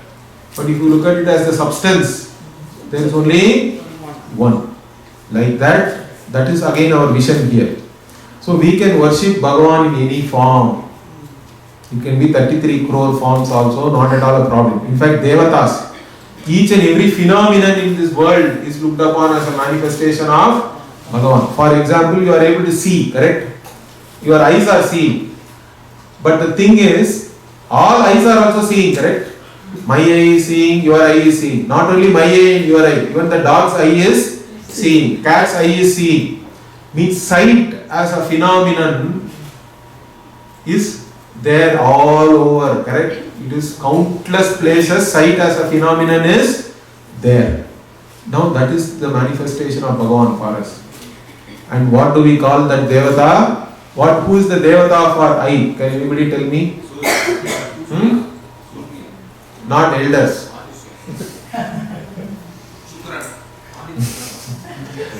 Aditya is the Devata, right? That's why Aditya Hridayam we say. If you have eyesight problem, you have to chant Aditya Hridayam because we have specific prayers. We have generic prayers. So when we look upon each and every phenomenon as a Devata, then you also have a prayer for that Devata with reference to that phenomenon. Sight is a phenomenon. Hearing is a phenomenon. Correct? All ears are hearing. Then walk itself is a phenomenon. Correct? The ability to speak. The organ of speech and speech itself is a phenomenon. Then Agni is the Devata for speech. Okay? Like each and everything we have Devatas. And that is 33 crore means so many things are there. 33 crore again is only Upalakshana. It is Ananta. Okay. So like this, we can have our gods are endless, countless, but it is still only one or only one. We have to say, correct? Both are true. Like saying macro world, everything is true. Classical physics is true. That's how this whole world is functioning. But then quantum physics also is true, even though they may be looking contradictory, correct? Is that clear? In its own area, everything is true. But we have to always transcend the appearance and understand the reality behind it. So with that understanding, now you can practice. The most important practice is what? You have to be dharmic. You have to do the right thing. In fact, freedom is another important thing I wanted to tell you. Is that many people think that to be free. Youth also are very big about free, right? I want to be free. I don't want to be with my parents. I want to be free. Now what is this freedom? Freedom also is not doing whatever you like. Is that clear? If you do whatever you like, you will end up in prison finally, I think. You won't have any freedom. So freedom is not doing whatever you like. In fact, some t-shirts also I saw recently. My life, my rules. In fact, there is no my rules. Understand that. Rules are already there. When you were born, rules were already there. While you are growing up also, rules are there. It is not your rule. It is Bhagavan. Bhagavan is manifest as the very Dharma for us. Understand that. Right and wrong is Bhagavan really. The moral order, Papa Punya, everything is manifestation of Bhagavan and you sense it also. And it is not your rule. It is Bhagavan's rule is there already. All you have to do is go along with that. If you are in harmony with Bhagavan's Dharma, you are always happy. If you are in disharmony with that, you will always have guilt, fear, and also you will not end up happy.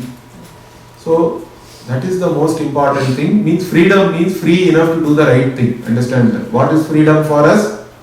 You are free enough to do the right thing, correct? It's not free means I will do whatever I want. You go and step on somebody else's toe means that fellow will give you one nicely, correct? That's not freedom. Freedom means we have to respect the order and you should be able to do the right thing. If you are not able to do the right thing, then you are not really free because then you are pressured by your own likes and dislikes, correct? You are a slave to your likes and dislikes. That's how our Shastra says. So real success, real freedom is what? You are able to do the right thing.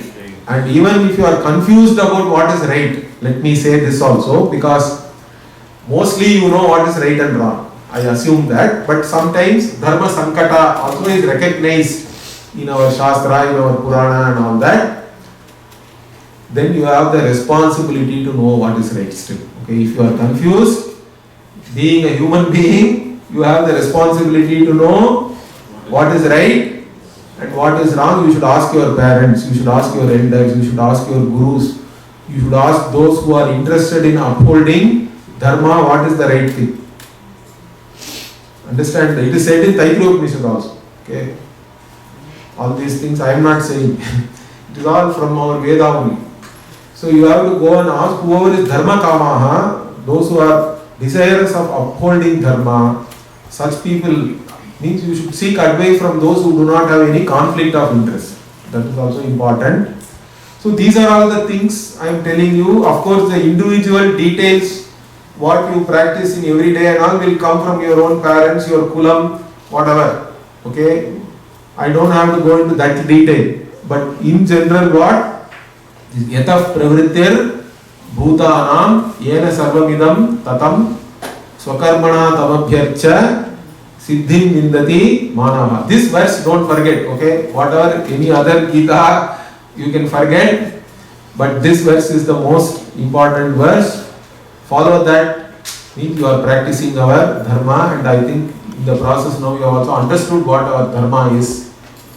So our Dharma is that all that is here is only Bhagavan, and our entire way of life is based on that. Is that clear? Okay.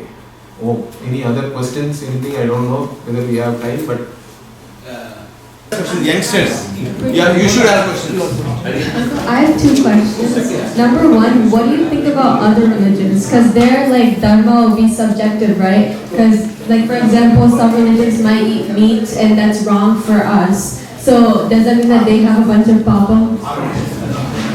That's a good question. See, of course I talked about Vishesha Dharma, right? There is Samanya Dharma and Vishesha Dharma. In the given time I did not go very deep into that. Vishesha Dharma means I said role based. Your lifestyle, the roles also are very important, and the duties along with that. When you look at that, sometimes the roles, the duty of a role may look as though it is conflicting with the Samanya Dharma.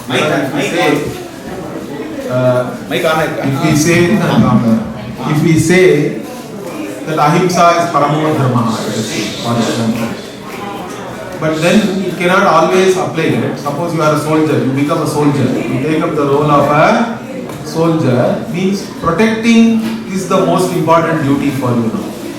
So if somebody else is actually causing harm, then your duty as a protector will trump the fact that then you have to use even violence to actually protect the people from others who are threatening them or whatever. So that way we have to interpret that. There's nothing wrong with that. That is what, again, that is the right thing in that situation. In fact, after becoming a soldier, you should not say, I will not fight. You cannot say, Ahimsa Paramo Dharma, I will not use my gun or something. Correct? If the other guy is shooting at people, you have a duty to protect, means you have to protect. Nothing wrong in that. Like that, so once you have taken up certain roles and then the lifestyle also have to go along with that. That's why we don't have anything absolute like everybody has to be a vegetarian. It is not like that. Understand that? Because the vegetarianism also is only absolute for certain people, not for everybody. Because if you have a role as a soldier and you are living in a forest, you cannot say always I will be vegetarian, correct? Or you are traveling to so many places and all that, you go to some Tibet, you won't get any plants only there. What are you going to eat then? So that way, depending on your situation, one can become a non-vegetarian also. But what do we say is you have to progress. As you grow in your life, with ashrama also sometimes all these things have to change. Because when you are a grihastha and you are working actively in society, certain things are right. But once you become a vanaprasthi or once you retire, then again even that person who was non-vegetarian can become a vegetarian later in life and all that. So that's why we don't have anything absolute. Is that clear? So we have to interpret it depending on what that person's particular station in life is and also what the roles that person is playing. Going off of that, right? If you had heaven and hell, so I heard from Appa that each person in our religion has to go through like some sort of like heaven for all of the punyam that they did and papa for all of the bad things that they did. But then how come whenever they're reborn, some people are born with less things like homeless and some people are born rich? That's what. That is because of your own karma only we have to say. Right? That means so whoever is born in a very rich family means that person in this life at least punya pradhana, more punya than papa.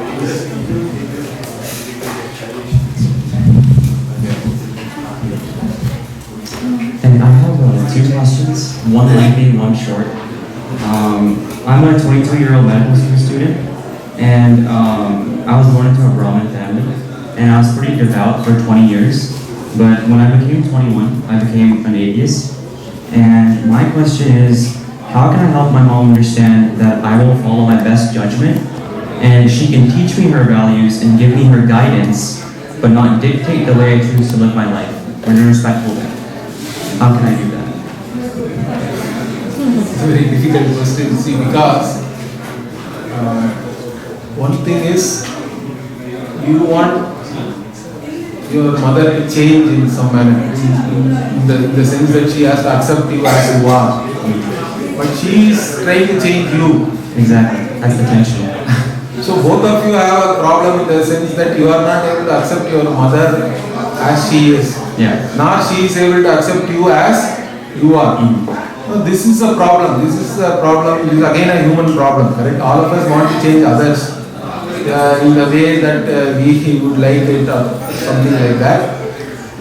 Yeah, but the best thing is you have to accept your mother for what she is, because she is who she is because of her own experiences and the way she has been brought up and all that.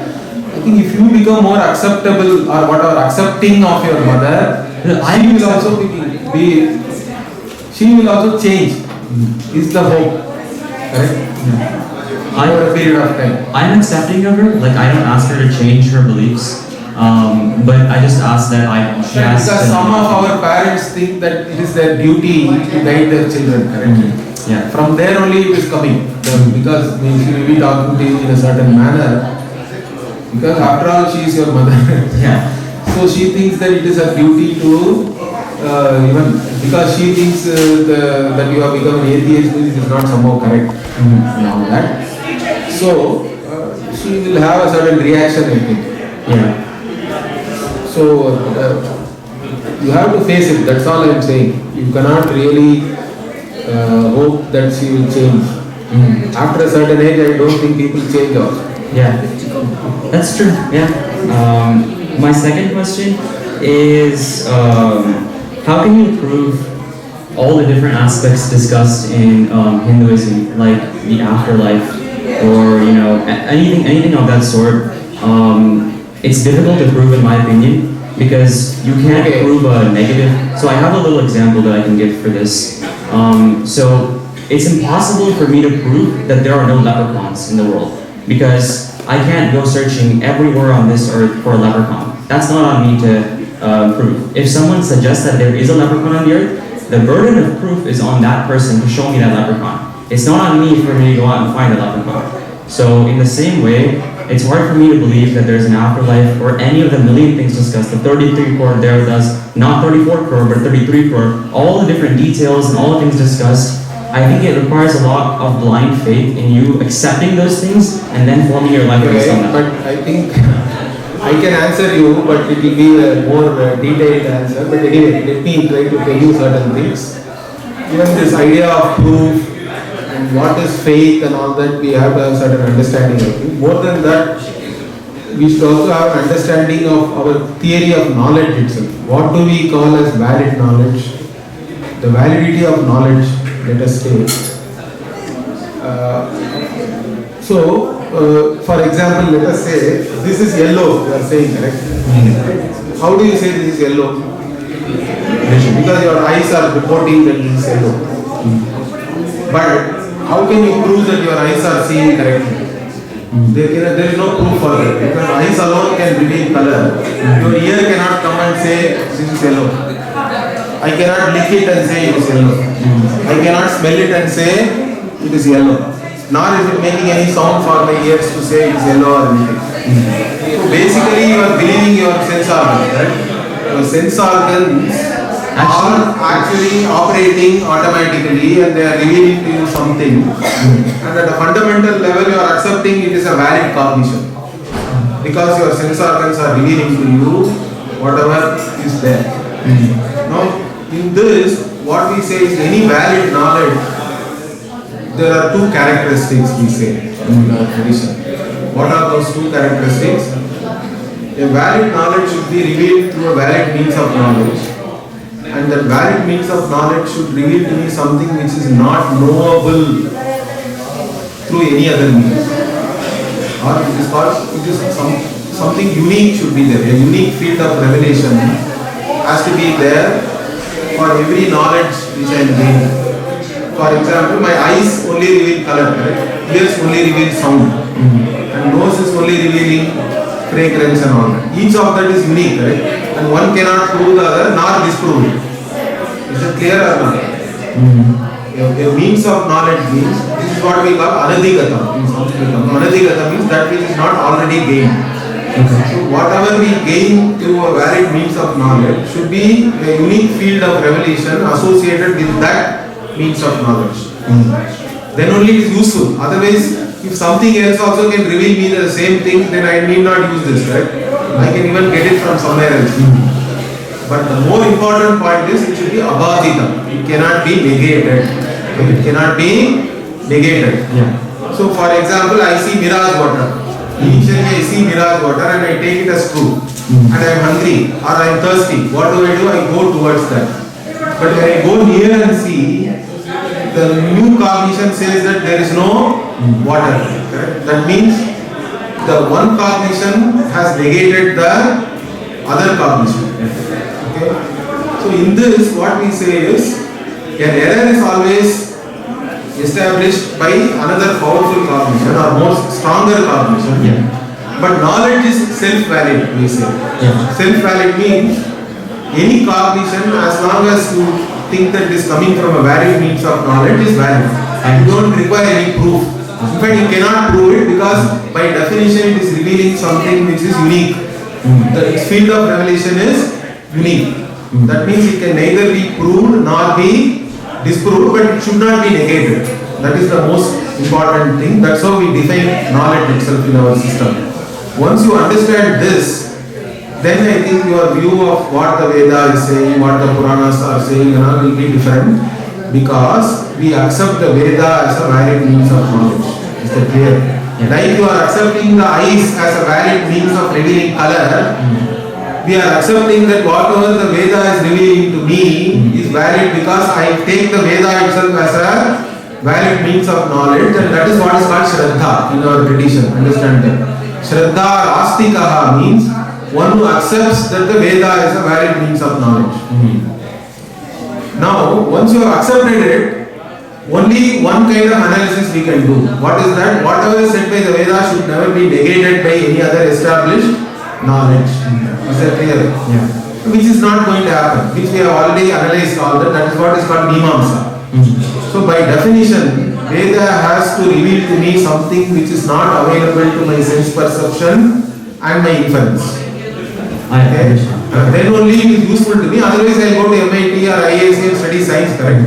If you say Veda is scientific, I will rather study science. In fact, you are telling me something like that. Okay? Yeah. But so, what I am saying is totally different. I am saying Veda is useful to me only because what it is telling me is beyond science. You understand what I am saying? And that's why I said not everything scientific is valid, not everything which is beyond science is invalid. You have to understand that one. I think it's a fundamental difference in what we choose to believe, because I think it's That's not. what I cannot force you to accept the Veda as a means of knowledge. I agree that. Yeah. That's why I told you it is Shraddha. In the beginning, Unless you have Shraddha, you will not gain from the Veda because you have negated it even before using it. Yeah. And in the beginning, you also said that the Vedic vision is illogical and something that we have to accept. I didn't say that. Yeah. I said it cannot be illogical. All other theologies are illogical. Vedic vision is beyond logic. So it's beyond logic. It doesn't come Because logic itself is very limited. Right? Because logic, see, even in Sanskritam we are saying that Tarkasya Apratishthana, like there is Dharma Sutra also here. Tarka has no pratishtha. Logic is only a system. Given initial assumption, it can lead you to some deduction, correct, or an endpoint. It is only a methodology. But who is going to give you the initial starting point? That logic cannot give. Yeah. In general, that is given by perception. Yes. Okay, in scientific world, in fact, perception itself is enhanced today because we have a telescope, Exactly. microscope and all that. So we have enhanced perception and sophisticated logic which can be summarized as scientific method and all that. But by definition I am saying Veda is beyond all this scientific realm, and that is why it is useful to me. So then I have just one last follow-up question. If you cannot sense, based on your perception, that this is true, and you're choosing to believe it, even though your perception cannot reach that limit, isn't that blind faith? It is not, no. In fact, your perception is many times deceiving you. You are seeing snake in rope, still you believe your eyes. You are seeing mirage water, still you believe your eyes. So, perception also is not 100% correct. Still you are believing that. But in the case of Veda, you have not even tried it and you have rejected. It is like saying, let me give you an analogy. See, let us say somebody is blind from childhood. Okay, now that person undergoes an operation. Okay. Now the doctor says, okay, open your eyes, you will see. Now this person is saying, no, I will not open my eyes. You first prove my eyes will see. Then only I will open my eyes. Can you prove? You can never prove, right? The proof of a means of knowledge is in using it. There cannot be any independent proof by definition. That's what I want you to understand. So this whole idea of proof, scientific and all that is actually non-understanding the entire premise. I understand. Then one last question based on this, and I'll just skip the mic to the next person. Sorry guys. Just one last question. Do you think it's wrong that most Hindu people these days will use science to rationalize their religion, even though they believe that science is beyond? Hinduism is beyond science. That is all science and understanding. That's what what they really want to say is they are confusing scientific and validity. By saying something is scientific, all they are trying to convey is that it is valid. But what I am saying is, Validity has got nothing to do with scientific. Yeah. In fact, many scientific things, whatever you think was valid 10, 20 years back, now science itself is saying it is invalid. So Science itself is inconclusive in many ways, and there is no point in holding on to something scientific and all that. Yeah. Whatever is coming generation after generation, which is something nowadays they call it as anti-fragile. Okay, I will anyway go with something which is anti-fragile than some whatever scientific study and all that, which may not be even replicable. Correct? I think there's a sincerity and a genuine sense of sincerity when Hinduism is viewed as a faith, but I think it's very manipulative when it's used as a science and when It's not science, that's what I'm saying. See, the traditional, you take Rigveda Bhashya, Sayana has written. In the introduction, what he says, what is Veda? He is defining. How do we look at the Veda? What is this Veda? He says, Pratyakshena Anumitya va Yastu Upayuna Buddhyate Yenam Vidanti Vede Tasma Vedasya Vedata. Like this he is telling us. Whatever is not available to Pratyaksha means sense perception and inference, Anuman. That alone we are learning from the Veda. He is very clear. In fact, Veda is Veda only because of that. So by that definition itself, Veda can never be scientific. In fact, you are demeaning the Veda by saying it is scientific. You understand? That is my view. Veda should not be scientific, then only it is useful to me. I don't want Veda to be scientific, then I will study science, correct? Yeah. Why should I study the Veda? Yeah. Veda should give me something new, something which is beyond science, then only it is useful. Yeah. So that is the reason why I study the Veda. Okay. And in fact, science itself is very restricted. Because at the end of the day, science restricts itself by saying everything should be objective. But what about the subject then? Yeah. Science is struggling. They don't even, most of the scientists cannot even agree whether there is a mind or not. Whether mind is separate from matter or not. Or beyond the mind, whether something conscious being is there or not. Nothing, they have no consensus in anything. Yeah. And even when the quantum physics talks about an observer, they have no consensus about what that observer is. So they have no consensus anywhere. And why should we hold science in a pedestal? In fact, science is a science, it's a tool. Use it for what it is worth. But we cannot raise it into a pedestal, nor we should condemn it or anything. We need not be unscientific. All I am saying is we have to go beyond science. You give the respect which science deserves, no more, no less. Thank you for your honest responses. Thank you. I just wanted to ask, so when we were talking about Papa Punya and the results of your actions and what we see the results right now, what about being detached from those results? Because I know sometimes Krishna has said in Bhagavad Gita too that just do your duty and don't see your results. That's the next step. You have to do your duty, right? That's what I told you today. And also I gave you some reasons why you should do that, right? Because that is your real success. That will what will make you really happy. But even more than that, what Bhagavan says is Samatvam Yoga Uchyate. He is talking about a Samatvam in the Gita, which is very important.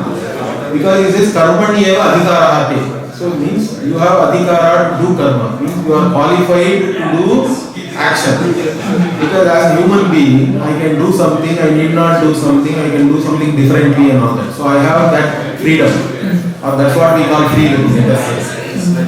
But what is not under my realm is that what the results mean. Results, as I told you, can be anything. That is our universal experience for everybody. Correct? So results are not just a function of your effort alone. So you cannot consider yourself as an author of your own action. That is what Bhagavan, in fact Bhagavan is making a statement of fact. He is saying that you are free to do whatever you want to do. But the result, you are not really the author of your results. In fact, I am the author of the result. That's why we say Bhagavan is the Karma Phala. Because your own Papa Punya also is acting there. And who gave that Papa Punya? Means Bhagavan only has selected that Papa Punya to be exhausted in this life. That is our view. So in that manner we say Bhagavan is the Karma Phala Data. And that way at least if you do not consider yourself as the author of your results, you can never be a failure. Is it clear? Oh, okay. I get it. Yeah. Then what about the happiness? In fact, by considering yourself as an author of the result, you are unnecessarily setting yourself up for failure. Is it clear? Makes sense. Yeah. then happiness is also not real, right? Because like No, happiness is real in the sense that happiness is what when you do the right thing. That's all. You can still do the right thing and not get whatever you wanted. Right? I am not talking about that. So that's why even in today in sports and so many other places we always talk about the process, correct? Not about the result. If you are result oriented, you will fail in fact. Let us say a batsman is standing there and he is thinking of hitting a home run. But he doesn't see the ball coming in, how will he hit the home run? He is always thinking about hitting the ball outside the park. But first you have to see the ball properly and be prepared to hit it correctly, correct? Or whatever, you have to follow a certain process. So if you follow the process which is under your control, most often than not you will be successful. Is that clear? Yeah. But even when you are not successful, you should be able to accept it. That is when you become a yogi. If you are not able to accept it, then you are still affected by your likes and dislikes. Is that clear? That's why you are not able to accept it. yeah. But if you are able to accept even a perceived negative result, let us say, that means you have transcended your own likes and dislikes. Is that clear? Yeah, that makes sense. Then you are always equanimous. Then you are a yogi. And that is what you have to strive for. But then, like happiness, joy, these are all like fleeting emotions, right? They don't. They come and go. That is the nature. You have to recognize that. So that can be. Yeah, like what's the point of going after happiness when it's so fleeting? Like that can be like the goal for life, right? It's just. That is you are now going even further. You are becoming a Vedantic, right? So that is true. See, that's what I told you. Even I asked a question, if you ask anybody, they say that they want to be happy all the time, everywhere. Yeah. No, but the implication of that life they don't even understand. Because what you really see is limitless happiness. That means. Because a happiness which is not limited by space-time means, it is really limitless, correct? Yeah. Then how are you going to get that limitless happiness in anything you gain in this world? Because everything is limited here. Yeah. By definition, whatever you gain here, you have to spend something to gain, right? There only is a problem. Right. Even after gaining, you have to spend something to maintain it. Even after you maintain it, it will go away. Then also you are going to suffer. So there is always suffering mixed with joy in anything in this world, worldly pursuit, whatever it may be. Yeah. Whether you become president of US or you become something also, it is the same. But if you think that all this is useless and what I really seek is limitless happiness, and that's what I really want, then you come, I will teach you Vedanta. Sounds good. And then one last question, how much of our life do you think is written by the samskara karma and the prarabdha karma? Because like, do I have control over some of my future, like my actions have meaning, or is everything? But many major things, see there is something called prabala prarabdha also we talk about. Prabala means something which is very strong, correct? Yeah. So it's like even your own parentage, you did not choose it, correct? Yeah. You were born, even your childhood you did not choose. But your childhood is the most important thing in molding you as an adult. Right. Many of the things you feel as an adult is really dependent on what kind of experiences you have had as a child. Yeah. But that itself was not under your control, really speaking. That's all prarabdha, pure prarabdha, correct? Right. Yeah. But even after becoming adult, you have a certain agency in you. Yeah. What you do with that is your purushartha. But even then, your childhood things are still controlling you in many ways subconsciously. Right. Yeah. You can overcome that, but it is very tough. That's what. Okay. So when we overcome that, we exercise our own free will. That's where you exercise your free will, and that is what you should do. We are saying that you should do that actually. Then the concept of destiny and meeting people at a certain time in life, how true is that? That is also true, because that is the prarabdha. We are not denying that. Okay. One is not mutually exclusive of the other. You understand that, right? Kind of. Yeah. So whatever happens around you is destined by your karma, but what you do with it is Correct. That's the thing. In fact, I can even give you the analogy of a river. Correct. The river has a current. You are swimming in that. That is your life. Yeah. Now, if you where you want to go is downstream, then it is all punya, correct? You don't even have to make any effort. Yeah. The current will take you wherever you want. But assuming you want to go upstream, then it is a struggle, correct? Life is a struggle then. Because you have to put in lot more effort to overcome the current also. But sometimes current is so powerful, your effort doesn't matter. It's the flat means what is useless. Yeah, makes sense. Correct? Yeah. Thank you. Yeah.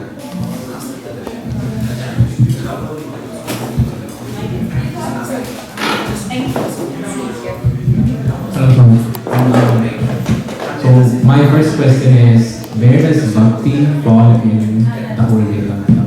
Where does bhakti fall? Bhakti means the very idea that you want to know the Swarupa of Bhagavan, correct? That itself is bhakti.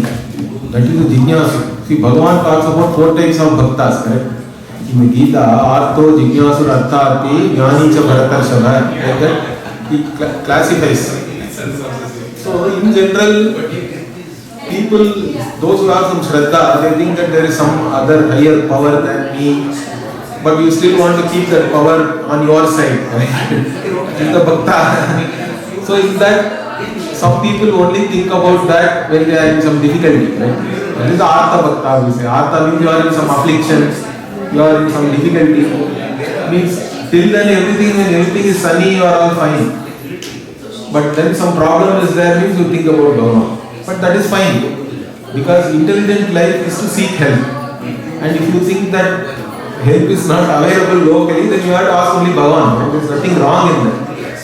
So that is one bhakti is there. That is natural law.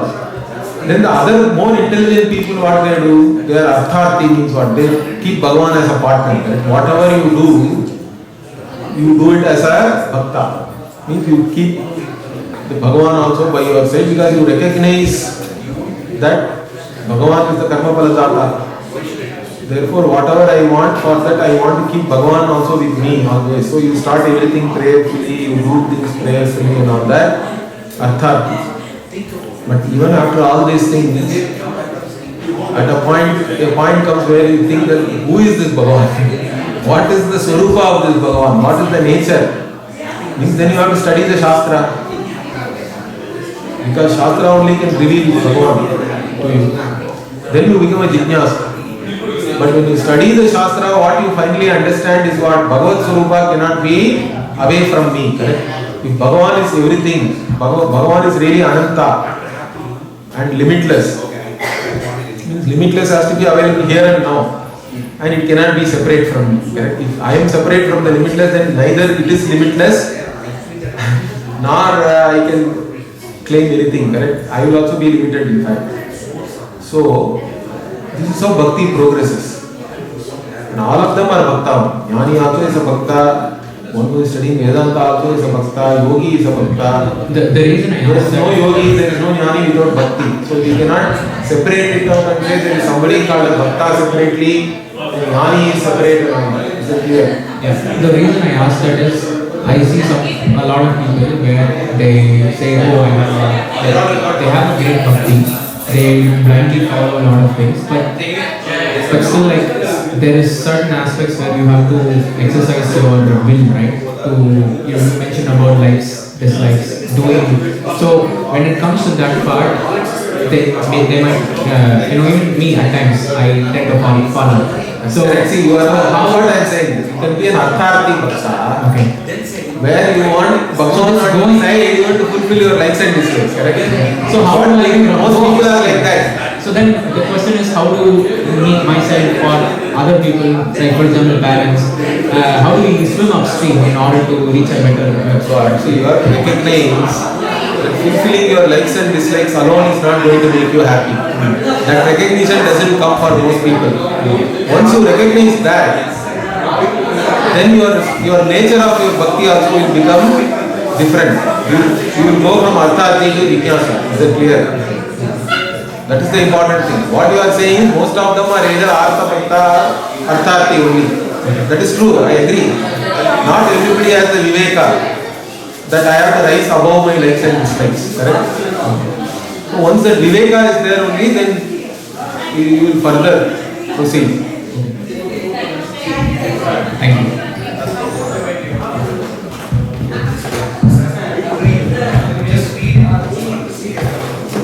Hello. Tell me.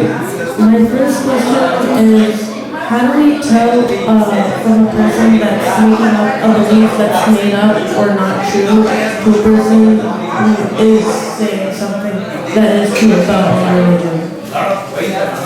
See, that's what belief has to be believable. Is it clear?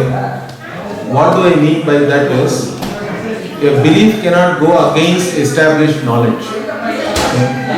So I cannot come and ask you to believe fire is cold. Will you believe that? No. Because it is not believable.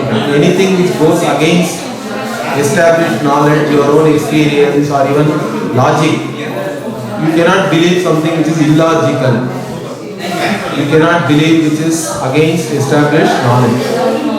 But we can believe something which is beyond our current knowledge. You understand what I am saying? So that is the main criteria you should have. If somebody is telling you to believe something which is illogical or which is against established knowledge, you should inform them that it is not believable. Correct? Nothing wrong. You have to tell. You can tell friendly way. You don't have to be combative or anything. It's not believable. Right? You can tell why it is not believable. You should have the courage to say that. My next question is, do you believe morals have changed over time since there were kings in India, like before when the Vedas were made, in the older times, before British colonization? Has it changed over time from then to now? What has changed, you are asking? How the way of life, like how to live in general. It's always changing, right? Time is a factor always. We are not living in the same manner like even like 30 years back. See, when I grew up, there was no TV. I am one of the last generation.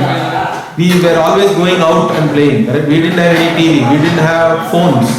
We didn't have smartphones particularly. Not even regular phones. Even landline phone we didn't have. In my own life, I have seen so much change. But any external change need not invalidate certain principles, correct? Yeah. So the principles should still remain the same. What guides our life, that cannot change. Your lifestyle may be different, but the principles which guide your life cannot be different. So there is always something changing, but there are also certain things which are changeless. So we should recognize both.